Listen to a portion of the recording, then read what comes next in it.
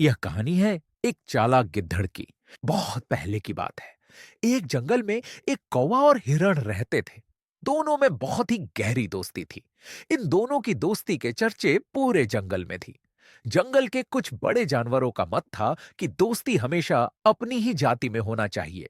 लेकिन कौवे और हिरण सुनते सभी के थे, लेकिन करते अपने मन के थे। तभी उस जंगल में पास के जंगल से एक गीदड़ आया। हिरण को देखते ही गीदड़ के मन में लालच आ गया और सोचने लगा कि कितना ही स्वादिष्ट मांस होगा इस हिरण का। गीदड़ अकेले ही हिरण का शिकार तो नहीं कर सकता था, इसीलिए उसने अपनी बुद्धिमानी से दूसरे के सहारे हिरण का शिकार करने का सोचा। अपनी चाल को पूरी करने के लिए गीदड़ हिरण के पास जाकर कहा, भैया जी नमस्कार। हिरण गीदड़ को देखकर सोच में पड़ गया कि यह कौन है जिसे मैं जानता ही नहीं। राम राम, किंतु मैं तुम्हें जानता नहीं हूं। तुम कौन हो? भैया जी, मैं इस जंगल में बहुत ही नया हूं। मैं पास के ही जंगल से आया हूं। मेरे माता पिता पहले ही यहीं रहते थे, लेकिन कुछ दिनों पहले ही उनकी मृत्यु हो गई और वहां मेरा कोई भी मित्र नहीं था। इसलिए मैंने सोचा कि अपने पुराने जगह ही जाना चाहिए। यही सोचकर मैं यहां आया। आपको देखते ही मैं समझ गया कि यही मेरा मित्र है। कितना सीधा साधा और दयालु है, जो कभी किसी का बुरा नहीं सोचता। ऐसे ही किसी प्राणी से मित्रता करनी चाहिए। क्यों मित्र, मुझसे मित्रता करोगे?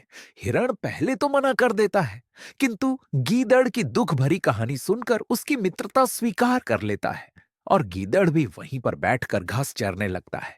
कुछ देर बाद हिरण गीदड़ से कहता है, चलो मित्रा, समय हो गया। तुम भी अपने घर जाओ, मैं भी अपने घर की ओर चलता हूं। यह सुनकर गीदड़ हिरण से कहता है, मित्र, मेरा तो कोई घर ही नहीं है। तुम्हारे साथ ही चलता हूं, वहीं आसपास ठिकाना बना लूंगा। और दोनों साथ साथ चलने लगते हैं। चलते चलते दोनों वहां पहुंच जाते हैं जहां पर कौवे का निवास स्थान रहता है।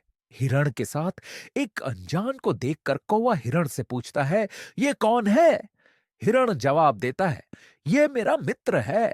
कौवा हिरण से कहता है, किसी भी अनजान को इस तरह से मित्र नहीं बना लेना चाहिए। पहले उसके बारे में और उसके वंश के बारे में अच्छी तरह से जान लेना चाहिए। और तुमने बीलाव और गिद्ध की कहानी नहीं सुनी है क्या, जिसमें दुष्ट बीलाव की वजह से बेचारा बूढ़े गिद्ध को भुगतना पड़ता है? कौवा बिलाव और गिद्ध की कहानी सुनाता है। एक समय की बात है। नदी किनारे एक बहुत बड़े पेड़ पर अनेक प्रकार के पक्षियों का परिवार निवास करता था। सभी एक दूसरे की मदद किया करते थे और सुख दुख में शामिल होते थे। उसी वृक्ष में एक बूढ़ा गिद्ध रहता था, जिसने अपनी पूरी परिवार को खो दिया था। उस गिद्ध की अवस्था देखकर सभी पक्षियों ने उसकी मदद करने की सोची और उसे पक्षियों की बच्चों की रक्षा करने के लिए चुना गया। बूढ़ा गिद्ध पक्षियों के जाने के बाद उनके बच्चों की सेवा और रक्षा करता था। पक्षियों के बच्चों को देखकर एक बिलाव को लालच आ गया और उसने उन्हें खाने के लिए पेड़ पर चढ़ने लगा। यह देखकर गिद्ध ने उसे रोककर पूछा, क्या तुम कौन हो और कैसे इस पेड़ पर चढ़ रहे हो? गिद्ध को देखकर बिलाव डर गया। उसने सोचा, यह तो मुझे ही मारकर खा जाएगा। इसलिए उसने तरकीब सोची, अगर मैं यहां से भागता हूं तो भी मैं मुश्किल में पड़ जाऊंगा। इसलिए वह गिद्ध से बहुत ही प्यार से बात करता है। कहता है, ताऊ जी, इतना क्रोध क्यों करते हो? देखिए, विद्वानों ने कहा है कि किसी भी जीव से इसीलिए घृणा नहीं करनी चाहिए कि वह दूसरी जाति का है। हमेशा उसके अच्छे बुरे का निर्णय उसके व्यवहार को देखकर ही करना चाहिए। बिलाव ने बड़े ही प्यार से गिद्ध से कहा, तो तुम यहाँ क्या करने आए हो? देखिए महोदय, मैं नदी के दूसरे तट पर निवास करता हूँ। मैं तो शिव भक्त हूँ, रोज भगवान शिव की पूजा करता हूँ। मैंने तो मांस खाना कब का छोड़ दिया है। मैंने लोगों से आपके बारे में सुना हूँ, इसलिए आपके दर्शन के लिए आ गया। यह सुनकर बूढ़े गिद्ध को बिलाव के ऊपर विश्वास हो गया और उसे अपने पास आने दिया। बिलाव को अपनी चाल पूरी होती देख मन ही मन बहुत प्रसन्न हुआ। दुष्ट बिलाव रोज एक पक्षी के बच्चे को खा जाता था। जिस पक्षी के बच्चे नहीं मिलते, वह आसपास ढूंढने लगते। कुछ दिनों तक यह क्रम चलता रहा। एक दिन पक्षियों ने मिलकर तय किया कि दुश्मन को ढूंढ निकालेंगे। एक पक्षी ने पेड़ के नीचे एक बिल देखा। अंदर जाकर देखने पर हड्डी के कुछ टुकड़े दिखाई दिए। यह देखकर वे समझ गए कि यह बूढ़ा गीद बच्चे को खा रहा है। उन सब ने मिलकर उस गीध को जान से मार दिया। गीध को बोलने का मौका ही नहीं दिया गया। यह देखकर बिलाव वहां से भाग गया। यह कहानी सुनकर गीदड़ को बहुत गुस्सा आया और कौवे से पूछा, जब तुम हिरण से मिले थे तब क्या तुम इसके वंश के बारे में जानते थे? और अगर नहीं तो मेरी मित्रता स्वीकार करने में क्या परेशानी है? यह सुनकर हिरण बोलता है, हमें अपनी दुश्मनी को भुलाकर एक साथ मिलकर रहना चाहिए। कौवा समझ जाता है कि हिरण को समझा पाना नामुमकिन है और वहां से चला जाता है। कुछ दिन बहुत ही प्रेम पूर्वक बीतने के बाद गीदड़ हिरण से कहता है, मित्र, एक बहुत अच्छी खबर है। पास ही में एक खेत है जहां बहुत ही हरा भरा खाना है। कब तक इस जंगल की सूखी रूखी घास खाते रहेंगे? क्यों ना वहां जाकर हरी हरी घास का आनंद लिया जाए। यह सुनकर हिरण गीदड़ की बात मान लेता है और दोनों उस खेत की ओर चल देते हैं। 2 दिनों तक दोनों ही बहुत ही अच्छे से खेत में जाकर बाजरे का आनंद उठाते हैं। हिरण को गीदड़ के ऊपर पूर्ण विश्वास होता देख गीदड़ अपनी चाल चलता है। तीसरे दिन वह खेत में जाल बिछा देता है और जैसे ही हिरण जाता है उसमें फंस जाता है और वह चिल्लाने लगता है, मित्र, मुझे बचाओ, मुझे जाल से निकालो। गीदड़ मन ही मन बहुत प्रसन्न होता है।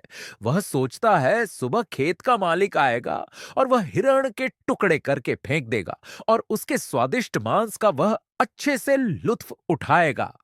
हिरण गीदड़ से कहता है, मित्र, तुम तो इस रस्सी को अपने दांतों से काट सकते हो, क्या तुम मित्र की सहायता नहीं करोगे?